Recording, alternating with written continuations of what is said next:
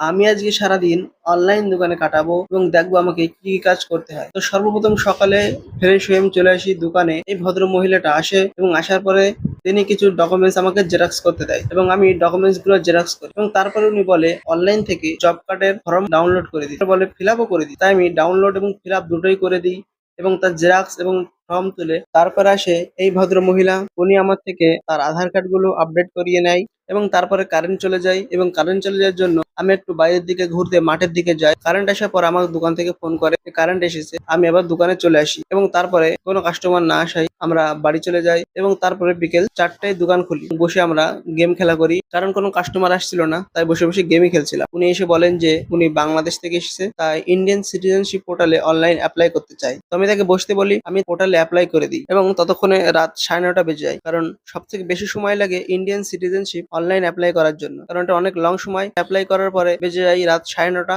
এবং আমাদের আজকের ইনকাম গুনে দেখি 1190 টাকা হয়েছে এবং আমরা দোকান বন্ধ করে বাড়ি চলে যাই। আজকের জন্য এতটুকুই, দেখা হচ্ছে অন্য ভিডিও।